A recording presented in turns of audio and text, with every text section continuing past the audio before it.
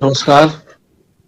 मैं सबसे पहले ललिता जी को विशेष रूप से और पूरे तौर पर दलित लेखक संघ और आज जो भी साथी हमसे जुड़े हुए हैं, जो सुन रहे होंगे, वो दिखाई नहीं दे रहे हैं, इस सिस्टम में कुछ ऐसा है, सबको के प्रति आभार व्यक्त करता हूँ। और हमारे पूर्व जो भी बोल गए, वासुदेव जी तो हमारा संचालन ही कर रहे हैं, और सुधा जी, असंग घोष जी और राम जी भाई, ये इन लोगों के प्रति भी बहुत आभार व्यक्त करता हूँ। इसलिए मैंने सोचा था, ये छठी सातवीं मंगलेश जी की लोकप्रियता का इससे भी पता चलता है कि लगातार उनकी स्मृति में गोष्ठी हो रही है। तो मैंने सोचा था कि मैं बहुत कम बातें कहूंगा, लेकिन पृष्ठभूमि ऐसी बनाई सुधा जी ने और अशंक जी ने और फिर हमारे राम जी यादव जी ने इतनी बातें की है कि अब लगता है कि बहुत बातें कहनी चाहिए। कह नहीं पाऊंगा मैं, क्योंकि उसका कारण यह है कि समय भी नहीं इजाजत देता और वो बहुत फिर उबाऊ होगा, लेकिन इतनी प्रेरणा मिल रही है। तो बहुत दुखद समय है मंगलेश जी का जाना। अब क्या कहिए, एक सिलसिला चल रहा है। इस महामारी ने इस तरह से किया है कि जब लोग मारे जा रहे हैं, हम उन्हें सिर्फ संख्या में याद करते हैं। हम 1 लाख पार कर गए, और जो व्यक्ति हमारा परिचित होता है, चाहे वो हमारे साहित्य की दुनिया का हो, चाहे हमारी निजी दुनिया में से परिचित हो, तब हमें लगता है कि एक आदमी मरा है। उसके पहले सिर्फ संख्या बन जाती है। तो इतनी बड़ी त्रासदी है जब मनुष्य की मृत्यु एक संख्या में बदल जाए। अब देखिए, आज भी हुआ है। आज हमें याद कर लेना चाहिए कि उर्दू के एक महान लेखक, बड़े क्रिटिक और कई चांद थे सरे आसमां जैसे कालजयी उपन्यास के रचयिता हमारे शमसुर रहमान फारूकी साहब का आज ही निधन हो गया है। हम उनकी स्मृति को भी नमन करते हैं। इस बीच में ही चंद किरण राठी जी चली गई। विदुषी थी और उन्होंने बहुत अच्छा अनुवाद किया और बहुत अच्छा लेखक, एक बड़े लेखक परिवार से भी जुड़ी हुई थी। उनकी भी स्मृति को नमन करते हैं। और मंगलेश जी को मैं तो कभी कभी मुझे ये बोलने में बहुत अटपटा लगता है कि हम मंगलेश जी की स्मृति जैसी कोई बात करें, क्योंकि वो इस तरह से शामिल भी है। अब भी मन उस स्तर पर स्वीकार नहीं करता है कि वो हमारे बीच नहीं है। और उनका जाना कई मायने में दुखद रहा। सिर्फ इसलिए नहीं कि वह एक व्यक्ति का जाना था, इसलिए कि एक ऐसे सृजनात्मक व्यक्तित्व का जाना था जिनके सृजन का एक नया आयाम अभी सामने आ रहा था। 5 संग्रहों की चर्चा की हमारी अनीता जी ने। उनका छठा संग्रह भी इस बार आया था इसी वर्ष। स्मृति एक दूसरा समय है, पुस्तक मेले में जनवरी में आया, और उसमें जो बदलाव दिख रहा था कविता में, उसके बाद से एक उम्मीद बन रही थी कि मंगलेश जी के मुहावरे बदल रहे हैं और एक बार फिर से नई पारी जिसको कहते हैं वो कविता की शुरू कर रहे हैं। तो एक तो यहाँ भी चीजें नए ढंग से शुरू हो रही थी और वो अचानक नहीं रहे। परिवार में भी उसी तरह से उनका बहुत काम आधा अधूरा रहा है और सब कुछ है, वो नहीं रहे। तो परिवार के लिए भी, लेखक समाज के लिए, व्यापक समाज के लिए, और फिर निजी मित्रता के लिए, हर जगह ही एक ऐसी क्षति है जिसका कोई उस समाधान, निदान संभव नहीं है, समझ में नहीं आता है अभी। मित्रों, आप लोगों ने चर्चा की, मंगलेश जी का सारा लेखन है। थोड़ी सी ही बातचीत करूंगा, क्योंकि वो बातें ऐसी आई थी तो लगा कि कुछ बात शायद की जाए। तो है स्मृति में, पहाड़ में जब तक वो थे, 20,000 की उम्र तक लगभग थे वो। 1938 में उनका जन्म हुआ था और 68 तक वहां रहे। 68-69 में ही वो चले आए थे दिल्ली। और संग्रह में, जिस संग्रह की चर्चा आप कर रहे थे, पहाड़ पर लाटेन, उसकी जो पहली कविता है, सबसे पुरानी कविता है, वो 70 की है। तो वो पूरी तरह से पहाड़ पर ही, पूरा संग्रह लगभग वो पहाड़ की कविता है, लेकिन सब वो स्मृति में रची गई है 70 से 78-79 के बीच में। उन कविताओं को देखते हुए, उन पर बातचीत करते हुए कुछ बातें मैं कहना चाहूंगा। उसके पहले हम समझ लें कि कैसे समय में, किन कठिनाइयों में, जीवन और समय दोनों के संघर्ष को अगर हम देखें तो उनको ठीक से समझ पाएंगे। 70 का समय एक ऐसा समय था हमारे देश में जबकि एक भिन्न तरह का किसान आंदोलन शुरू हुआ था। अभी जो हम किसान आंदोलन आज देख रहे हैं 50 वर्षों के बाद, असल में किसान आंदोलनों की परंपरा तो बहुत पुरानी है। इतिहास में ही वो मिलता है। किसानों के संघर्ष, व्यथा और की परंपरा 2500 वर्षों से तो है ही, क्योंकि सबसे पहले किसानों पर अत्याचार बिंबिसार ने शुरू किया, क्योंकि वो साम्राज्य बनाना चाहता था। तो होता क्या है कि जब भी कोई शासक बहुत महत्वाकांक्षी होता है तो सबसे ज्यादा दमन किसानों का करता है, क्योंकि सबसे ज्यादा लूट, एक पूरी परंपरा रही। तो उसी परंपरा में एक बड़ा आंदोलन 70 के ठीक पहले बंगाल में शुरू हुआ था, और उसका जो प्रभाव 70-71 के बाद आया हिंदी क्षेत्र में, तो एक प्रभाव वह था। और एक कवि का समूह जिसमें आलोक धनवा की चर्चा की हमारे रामजी यादव जी ने, तो वो कुमार विकल और वेणुगोपाल और बहुत सारे और कवि भी उसमें थे, वीरेंद्र रंगवाल, वैचारिक रूप से बहुत गहरे मंगलेश जी उनसे जुड़े। जब वो यहाँ आए थे तो सबसे पहले वो 69-70 में जब आए तो दिल्ली में किसी शायद किसी सांसद के घर की बरसाती में दिनेश जोशी रहते थे, और दिनेश जोशी के साथ उन्हीं के कमरे में वो रह गए थे। तो दिनेश जोशी की जो विचारधारा थी और उससे जो उनकी का जो इंटरेक्शन था, उससे उनकी विचारधारा के डरबे थे। दूसरी तरफ 75 के बाद एक नई विचारधारा आई थी, एक इंस्टीट्यूशनल मार्क्सिज्म आया था 71 में इंदिरा गांधी और सीपीआई के गठजोड़ से, जिसको स्पेस 75 में इसलिए मिला कि इमरजेंसी में पिछले लोग या तो भूमिगत हो गए थे, या फिर लिखना बंद कर दिया था, या फिर कुछ लोगों ने अपने विचार को परिवर्तित कर लिया था। ये परिस्थितियां वो परिस्थितियां आई। अब उन दोनों धाराओं के कवियों के बीच में मंगलेश जी का स्वर एक बिल्कुल भिन्न अलग तरह से दिखता है, क्योंकि शुरू जहां से उन्होंने शुरू किया है, वहां से उनका था कि उनकी वैचारिक दृढ़ता अपनी जगह पर थी, लेकिन उन्होंने अपनी तरह से अपनी विचारधारा और अपने सौंदर्य मूल्य दोनों को गढ़े। वो सौंदर्य मूल्य भी कोई किसी विचारधारा के क्या फॉर्मेट की तरह, एक प्रोफार्मा की तरह उसका इस्तेमाल नहीं किया जैसा बहुत लोगों ने किया। तो उन्हें कभी गोली दागने की इसलिए जरूरत भी नहीं पड़ी कि उन्होंने एक तरह से अपनी कविता का ही नहीं, अपने सौंदर्य बोध का और अपनी विचारधारा सबका अनुसंधान किया था, सबका उत्खनन किया। एक तरह से उन्होंने अलग स्वर बनाया। और उस पर जब हम बातचीत करें, 50 वर्ष हो गए, 70 में वो पहली कविता है, वो संग्रह में वसंत कविता जो है, और इस समय 50 वर्षों की जो उनकी काव्य यात्रा है उसको आप देखेंगे और गहराई से देखेंगे, तो उसमें पूरे समाज की, मनुष्य की जो 50 वर्षों में जीवन और समाज की जो यात्रा है, जो हलचल है, जो संघर्ष है, जो करुणा है, उसको हम उसमें देख सकते हैं। आईने की तरह उसमें है, लेकिन वो उस तरह का आईना नहीं है जिस तरह का आईना दूसरे सारे ज्यादा मुखर क्रांतिकारी कवियों के पास है। यहाँ यथार्थ को देखने का इनका अपना दृष्टिकोण है। अब इसमें बहुत विस्तार से नहीं जाए कि एक वाक्य मैं कहना चाहूंगा कि अगर एक वाक्य में हम कहें कि मंगलेश जी की कविता की विशेषता क्या है, तो वो ये बनता है कि वो समय की क्रूरता की अभिव्यक्ति के माध्यम से समाज की करुणा का उत्खनन करते हैं। वो करुणा की अभिव्यक्ति उस तरह से नहीं है जो क्रूरता की है। इसलिए आप देखेंगे कि तानाशाहों के बारे में, अत्याचारियों के बारे में उन्होंने सबसे ज्यादा लिखा, और उसके माध्यम से ही, उसके अत्याचार को बताने के माध्यम से ही उन्होंने समाज का जो निचला तबका है उसको उद्घाटित किया। यानी समय की जो क्रूरता की व्यक्ति के माध्यम से समाज की या मनुष्य के जीवन की करुणा को उद्घाटित या उत्खनन करने का काम ये 50 वर्षों की उनकी ये कविताएं करती हैं। और उसकी पूरी व्याख्या में हम नहीं जाएंगे। दूसरी बात है कि उनकी कविता ने एस्थेटिक्स का एक नया विमर्श खड़ा किया। पहली बात, हिंदी में जो पहली ही कविता आप देखिए, वसंत, इन ढलानों पर वसंत आएगा, और जो पहली कविता उसको पढ़ा था, मंगलेश जी को से परिचय तो मेरा थोड़ा बाद में हुआ, जब वो जनसत्ता में आ गए थे तो आमने सामने मिला, लेकिन एक कवि के रूप में मैं उस समय विद्यार्थी था, तभी उनसे परिचित हो गया था। पहल का 1979 में पहल का कविता विशेषांक आया था, और उसमें 4-5 अविस्मरणीय कविताएं थी। वीरेंद्र रंगवाल की कविता राम सिंह की, और राजेश जोशी की कविता सलीम, मैं और 59 का साल, सांप्रदायिकता पर अब भी वो महत्वपूर्ण कविता है, उस समय की कविता है। और उसी में मंगलेश जी की कविता है खिड़की। खिड़की जो है, मैं खोलूंगा, मुझे खोलना चाहिए खिड़की, जो तमाम खिड़कियों के खुलने की शुरुआत है, और इस तरह की पंक्ति जो आती है, तो उस तरह से परिचित हो गया था। लेकिन जब वो संग्रह आया 81 में, तो पहली ही कविता में पंक्ति आती है, इन ढलानों पर बसंत आए, एक मुसाफिर की तरह गुजरता चला जाएगा अंधकार। अभी अंधकार का यह बिंब हिंदी कविता का बहुत सुपरिचित बिंब है। अंधकार, निराला ने अपने संपूर्ण संघर्ष को, संपूर्ण स्वतंत्रता आंदोलन को का एक मेटाफर ही बनाया था अंधकार को।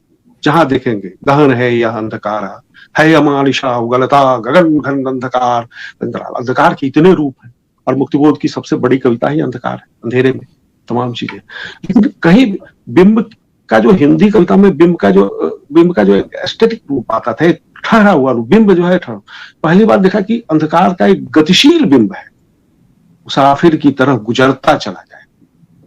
यह गतिशीलता, इस गतिशीलता को एक नए सौंदर्य के रूप में हमने तब देखा, और उसके बाद से मंगलेश जी कविता को पसंद करने लगा। लेकिन इसको ठीक से समझ तब पाया जब पहाड़ों की यात्रा की। पहाड़ों पर जब आप जाएंगे तो आप देखेंगे, खासकर बारिश के दिनों में पहाड़ पर आप जाएं, जो बादल गुजरता है, फिर धूप आती है, और फिर बादल का अंधेरा, और वो सारा कुछ इतना गतिशील होता है ना।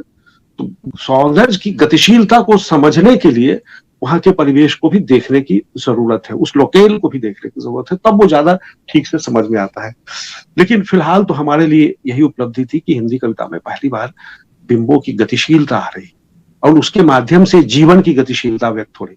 वो बिंबों की गतिशीलता, जीवन की गतिशीलता, समय की गतिशीलता और समाज की गतिशीलता से भी जुड़ती चली जाती है। कविता का काम यही होता है, जो उससे जुड़ती है, और वो बड़ी यात्रा है।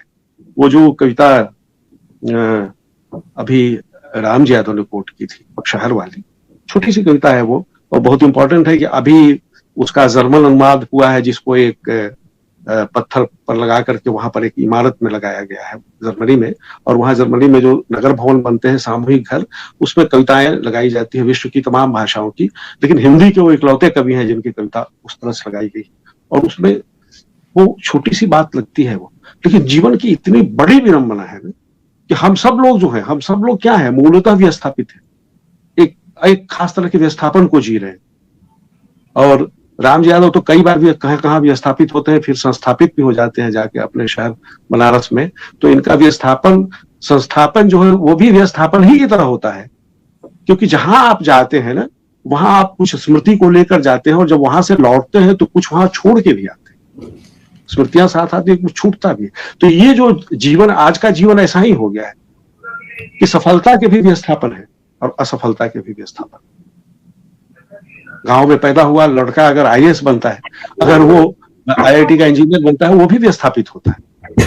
और जिसके पास कुछ खाने पीने के लिए नहीं होता है, तो वो अपने सिर्फ नंगे हाथ को लेकर और बाहों के बल को लेकर चल पड़ता है कि शहर में जाके कोई काम करेंगे।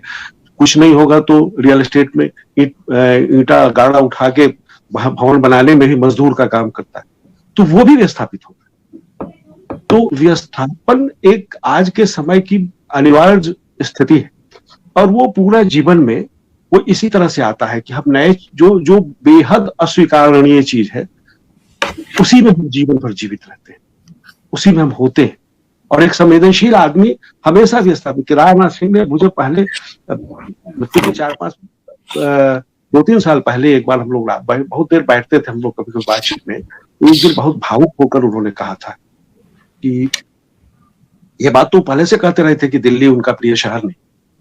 2 महीने गांव में रहते थे, जाड़े में कलकत्ता बहन के यहाँ चले जाते थे वो, और जब से हुए तो और इधर उधर घूमना, तो वो बसना चाहते थे या तो बनारस में या मगहर में। 2 प्रिय जगह उन्होंने चुन रखी थी कि मैं रिटायर्ड होकर जेएनयू से वहां जाऊंगा, लेकिन वो जा नहीं पाए। तो बहुत भावुक होकर उन्होंने कहा था कि अगर मेरी पत्नी जीवित होती तो मैं चला जाता, क्योंकि अकेले जाके रहना, बच्चों को छोड़ के, फिर अकेले जाके वहां उस घर में रहना जहां हम रहते आए हैं और उस विस्थापन को पूरा करना, वो संभव नहीं होता है। तो वो जो रहने की, जिस जगह को हम पसंद नहीं करते हैं, उस जगह में जीने की जो विवशता होती है ना, उसकी एक बड़ी करुणा इस छोटी सी कविता में उसमें छुपी हुई है कि हम मानते थे कि किसी तरह से रहने लायक नहीं, लेकिन हम वहीं रह गए और रह ही गए। मंगलेश जी अंततः गांव नहीं जा पाए। गांव उनका ऐसा था कि गांव साधारण बहुत खूबसूरत गांव है, उत्तरकाशी बहुत ही ऐसे भी सुंदर जिला है, लेकिन उसका सबसे बड़ा संकट है कि उनके पास बहुत खेत वगैरह नहीं। जो खेत कुछ था, तो पिताजी बहुत बीमार हुए, और पिताजी की बीमारी में सारे खेत उनके लगभग बिक चुके थे। तो सिर्फ मकान है और कुछ चीजें हैं, मतलब इतना कुछ नहीं है कि वहां जाके रहा जाए। और उसको उसके आधार पर, हालांकि उत्तरकाशी के कुछ इलाके की जो सीढ़ीदार खेती है वो बहुत मजबूत भी है, कई चीजें उपजाई जाती है, कठिन है लेकिन बहुत बढ़िया भी है। लेकिन फिर भी उनका ऐसा नहीं था कि वो रह पाए, लेकिन वो मानसिक रूप से हमेशा रहे। और यही चीज थी ये संवेदनशीलता थी जिसकी पूरे विस्तार को हम उनकी कविता में, आज तक की कविता में देख सकते हैं। अब देखिए, मैंने कहा कि उनका सौंदर्य बोध भी एक अलग तरह का रचना था। प्रतिरोध उनके यहाँ इसी रूप में आता है कि अत्याचारियों की अभिव्यक्ति के माध्यम से वो लड़ता हुआ आदमी वहां नहीं है कहीं, लेकिन वहां गाता हुआ आदमी भी एक प्रतिरोध रच रहा है। एक बच्चा जो बस में गाता हुआ बच्चा है, वो खास करके आवाज भी एक जगह है जो उनका संग्रह था, उसमें कई कविताएं हैं जिसमें संगीत को प्रतिरोध की तरह रचा है। गुणानंद पथिक, जब चर्चा की हमारे राम जी यादव ने, गुणानंद पथिक, केशव अनुरागी जो ढोल बजाते थे, गुणानंद पथिक जैसे गायक रहे वो है, और उसमें आमिर खान पर कविता, वो जो उस महान गायक पर भी है। तो संगीत की एक गहरी समझ भी उनके पास थी, संगीत का व्यवहारिक ज्ञान भी था, सैद्धांतिकी भी जानते थे, वो गाते भी बहुत अच्छा थे। मंगलेश जी की आवाज में जो एक हकलाहट दिखाई देती है, जो कविता पढ़ने में बहुत उसका सौंदर्य बढ़ जाता था, लेकिन जब वो गाते थे तो वो हकलाहट नहीं होती थी। पूरी तरह से राग में, शास्त्रीय संगीत में मंगलेश जी वो गाते, पता नहीं आप लोगों ने सुना है कि नहीं सुना होगा, मैंने कई बार उनको सुना है गाते हो, तो बहुत अच्छा गाते भी थे वो। तो इस तरह से संगीत को प्रतिरोध का माध्यम बनाने का काम, सौंदर्य भी प्रतिरोध रचता है और उसको समझने की जरूरत है। मतलब टेडी गल्टन ने तो पूरी किताब ही लिखी है, the ideology of aesthetics. Aesthetics की भी एक विचारधारा होती है, और उस विचारधारा को समझने के बाद जब हम केदारनाथ सिंह और मंगलेश डबराल के एस्थेटिक्स को देखते हैं तो उसमें प्रतिरोध दिखता है कि वो कितना गहरा है। वहां उस तरह का प्रतिरोध नहीं है जो रघुवीर शाह के यहाँ जैसे है, वैसे नहीं है, लेकिन वो है क्योंकि वहां पर रघुवीर शाह का अपना अलग स्वर है। रघुवीर शाह की विशेषज्ञ है हमारी सुधा जी, वैसे भी उन्होंने शायद उन पर काम काफी किया है, काफी पढ़ी लिखी जानती हैं वो। और कुछ मंगलेश जी जैसे कि मैंने लिखा भी था कि दोनों परंपराएं आती, ये पहाड़ का लोकेल है, केदारनाथ सिंह के यहाँ मैदान का लोकेल का है जीवन, तो पहाड़ में भी, उस पहाड़ का भी एक लोक ही है वो। और फिर वो विमर्श भी आते हैं जो रघुवीर शाह की कविताओं में आए, डेमोक्रेसी के विमर्श है, उसकी छाया कहीं जो जिसकी चर्चा इन्होंने की थी। तो दो धाराएं ऐसे मिलती है मंगलेश जी के यहाँ, जैसे पहाड़ में वो भागीरथी और अलकनंदा मिलती है, और वहां से तब वहां से गंगा नदी बनती है। गंगा नदी, गंगा का नाम देवप्रयाग के ऊपर गंगा नहीं है, देवप्रयाग में जब ये दोनों मिल जाती है नदियां, भागीरथी और अलकनंदा, तब गंगा बनती है। तो ठीक उसी तरह से बिल्कुल अलग धारा एक बनती है कविता की, और वो चुनौतीपूर्ण भी रहा है। और मंगलेश जो है कि हम ये जो दो परंपराएं हैं हमारी, अवधारणा को देखने का जो दो दृष्टिकोण है, सादृश्य और भिन्नता, एक कहना है कि भाई ये आप उसकी तरह है तो एक सादृश्य बनता है, एक बिंब बनता है, और एक कहना कि नहीं आप उसकी तरह नहीं है तो यहां से एक विमर्श बनता है, वहां कोई बिंब नहीं बनता। जब नहीं है तो कैसे बनेगा, सादृश्य बना ही नहीं। तो इन दोनों का चीजें जो शमशेर में थी, दुर्लभ रूप से, बहुत प्राथमिक रूप से और एक लेवल पर बहुत विस्तार पाते हुए शमशेर में थी, उसका विकास इस नए विचारधारा के साथ मंगलेश जी की कविताओं में वो दिखता है इधर के वर्षों में। अब आप देखिए, एक बात और भी हो रही थी कि इधर जो बदलाव आ रहा था, तो मुझे लग रहा था कि इसमें संघर्ष का जो पक्ष है, माने आदमी ये भी तो है कि 4-2,500 वर्षों से किसान अगर उत्पीड़ित है तो लड़ भी रहा है, नहीं तो बचता ही नहीं। बिम्बिसार के जमाने में भी लड़ने थे, क्या उसका अपना तरीका अलग अलग होता है, कैसे क्या तरीका है। अब मैं उस इतिहास में नहीं जाऊंगा कि कब कब किस तरीके से किसानों ने प्रतिकार किया है निरंकुश और क्रूर सत्ता का, तो लड़ता भी है। तो लड़ने का जो स्वर है, वह जो लिखा हुआ नहीं ना, वो फोड़ दिया और चू दिया। हाँ, कोई दिक्कत है तो मुझे लगता है कि हाँ, अब हम खत्म करेंगे, बहुत ज्यादा मैं आप लोगों का समय नहीं लूंगा क्योंकि ये विषय ऐसा है कि इसका कोई अंत नहीं है। और ऐसे भी मंगलेश जी पर बातचीत का ऐसे भी कोई अंत नहीं हुआ, हमारे जीवन में भी उनका अंत नहीं हुआ है।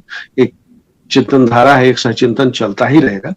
तो अब वो पक्ष भी थोड़ा थोड़ा इधर की कविता में, नया संग्रह जो आया है उसकी कविताओं में कुछ हमने देखा कि वो दूसरी चीजें आ रही। हालांकि उसमें ठीक है कि मनुष्य की निरीहता भी है, वो भी है। जैसे वो कह रहे ताकतवर आदमी ने कहा मुझे और ताकत चाहिए, तो फिर क्या हुआ, फिर मुझे अपनी दुर्बल भंगुर देह याद आई जो शाम होते होते थकान से चूर हो जाती है और मैं सोना चाहता हूं। तो ये आप कहिएगा कि यहाँ तो इन्होंने दयनीयता का चित्र कर दिया, लेकिन इस दयनीयता के भीतर जो प्रतिरोध है ना, वो ज्यादा ऑथेंटिक होता है। कई बार ऐसा होता है कि हम संघर्ष बहुत क्रांतिकारी लगता है, लेकिन वो उसकी ऑथेंटिसिटी उतनी बड़ी नहीं होती है जितनी दुख और दयनीयता के उस चित्रण की होती है। जैसे आप दलित आत्मकथाओं में तुलसीराम जी को देख लें, तुलसीराम जी का जो चित्रण है उसमें कहीं से वो क्रांतिकारी नहीं होते हैं, लेकिन उन अत्याचारों, उन पर जो अत्याचार हुआ है और एक समाज के पर जो अत्याचार हो रहा है, उसका जितना ऑथेंटिक चित्रण तुलसीराम जी ने किया वो बहुत दुर्लभ है, वो है। तो वो उस तरह की चीजें होती।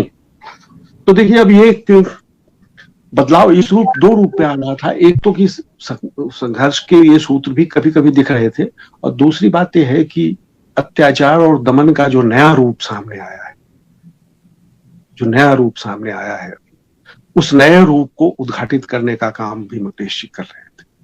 दमन का वही रूप नहीं होता है, हमेशा बदलता रहता है। तो सब कुछ बदलता रहता है। नए युग में शत्रु भी बदलते हैं, अपनी तरह से बदलते हैं, जो दिखा गया है। और उसके पहले और बहुत सारी चीजें, उसके पहले उनकी कविता के एक साल पहले मैंने एक कविता लिखी थी, नए युग के सौदागर। तो आदिवासियों के बीच जो सौदागरों का जाना रहा है, लूटने का जो तरीका रहा है, वो भी बदला है। पहले लोग जाते थे, सौदागर कैसे जाते थे, कंधे पर वो सरसों तेल और नमक लेके जाते थे, और बदले में वो सखुआ के बीज और बहुत कीमती वनोपज उनसे हड़प लेते थे, नमक के बदले में, बराबर बराबर में तौल कर। तो ये शोषण का एक तरीका था, परंपरागत तरीका था।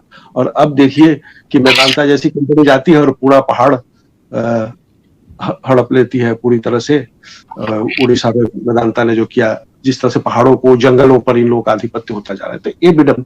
तो मैं कह रहा हूं कि ये जो गतिशील समय में शोषण का जो नया नया रूप आया है, जिसमें बार बार आपको ये बताया जा रहा है कि आपके साथ जो किया जा रहा है ये सबसे बेहतर है, यही होना चाहिए, आपको सबसे ज्यादा मूल्य दिलाएंगे, ये तर्क दिया जा रहा है कि आपको तो बाजार फ्री होगा तो आप जितना में बेचना चाहे बेच सकते हैं, लेकिन खरीदने वाला भी तो चाहिए। अब तो करें कि एक न्यूनतम की गारंटी कर दो, उसके बाद हम जितना में बेचेंगे ठीक है। तो मतलब ये है कि आप धान उपजाइए, 10 रुपए किलो बेचिए, और हम बाद में 200 रुपए किलो चावल में उसको बदलेंगे। तो ये पहले से भी ये शोषण है, लेकिन इसको बढ़ा देना है। पहले 20 रुपए का धान 50 रुपए का चावल हो रहा था है, अब इसको 10 रुपया का धान वाले को कम करना है और बढ़ा देना है 200 रुपए कर देना है। तो और समझ में नहीं आ रहा है कि मध्यवर्गीय लोगों को किस तरह से हम आसानी से समझा देते हैं सब कुछ, शहरी लोगों को, किसानों को नहीं समझा पा रहे हैं। किसानों को झूठ समझाना बहुत आसान नहीं होता है। इतनी ही बड़ी कम्युनिकेटर इंदिरा गांधी भी थी, वो भी बहुत लोगों को झूठ समझा पाती थी, किसानों को नहीं समझा सकती। उस समय भी मैंने एक कविता लिखी थी, वो जो कविता चर्चा की, गूलर के फूल नहीं खिलते, उसमें उन्हीं के बारे में था।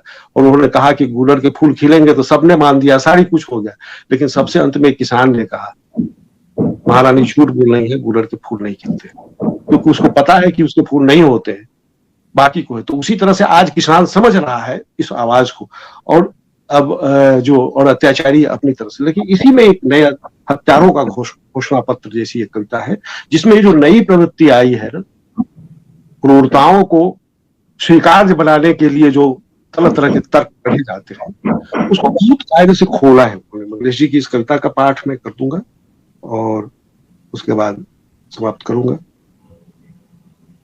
हम जानते हैं कि हम कितने कुटिल और धूर्त हैं, हम जानते हैं कि हम कितने झूठ बोलते आए हैं, हम जानते हैं कि हमने कितनी हत्याएं की है, कितनों को बेवजह मारा, पीटा और सताया है, औरतों और बच्चों को भी हमने नहीं बख्शा। हम लोग रोते बिलखते थे, जब लोग रोते बिलखते थे, हम उनके घरों को लूटते थे। चलता रहा हमारा खेल पर्दे पर और पर्दे के पीछे भी। हमसे ज्यादा कौन जान सकता है हमारे कारनामों का कच्चा चिट्ठा, इसलिए हमें उनकी परवाह नहीं जो जानते हैं हमारी असलियत। हमें उनकी परवाह नहीं जो जानते हैं हमारी असलियत। हम जानते हैं कि हमारा खेल इस पर टिका है कि बहुत से लोग जो हमारे बारे में बहुत कम जानते हैं या बिल्कुल नहीं जानते, और बहुत से लोग जो जानते हैं और हम जो भी करते हैं अच्छा करते हैं, और वे खुद यही करना चाहते हैं। तो एक पक्ष ऐसा है, आज भी हमारे समाज में ताली और थाली बजाने वाले हैं उनके नाम पर, जो ये कह रहे हैं कि किसान, जिनको ये पता नहीं है, जिनको खुद ये समझ में नहीं आ रहा है कि कॉर्पोरेट के हाथ में चावल बनाना अगर गया धान छीन करके तो कितने रुपए में मिलेगा वो कौन तय करेगा। और फिर खाना भी लोगों को, गरीबों को, शहरी गरीबों को भरपेट खाना भी नहीं मिलेगा, और किसानों की तो दुर्दशा। तो एक वो जो न जानने वाली ताकतें हैं, वही ताकतें या चाहे जिस कारण से, अज्ञान से या उसमें साझेदार बनने की लालसा से, इन्हीं ताकतों पर ये हत्यारों का पूरा तंत्र बचा हुआ है।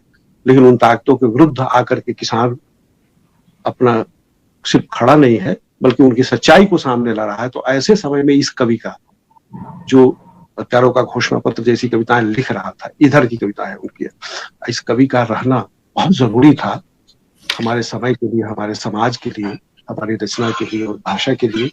और ठीक कहा उन्होंने कि हमारे वासुदेव जी ने बहुत अच्छी बात कही कि कम से कम अपनी पीढ़ी के वो हिंदी के पूरे वैश्विक पहचान उनकी थी।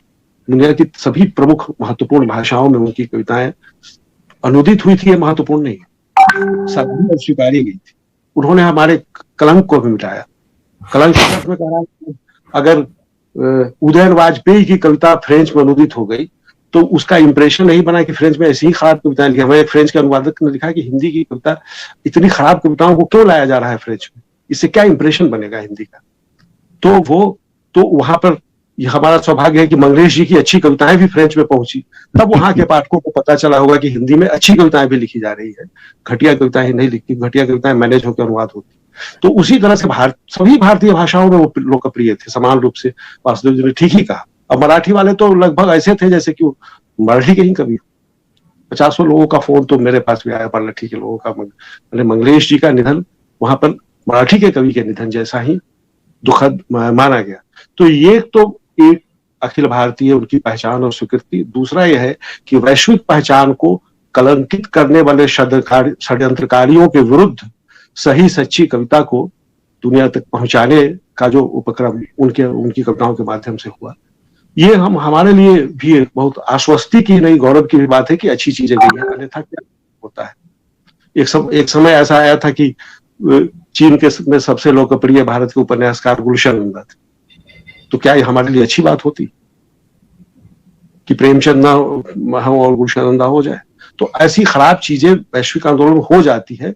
ऐसी चीजें जिनसे टूटते हमारे अच्छे रचनाकार जब अच्छी पहचान के साथ वैश्विक पहचान में जाते हैं तो वो एक बहुत आश्वस्तकारी और स्थिति बनती है।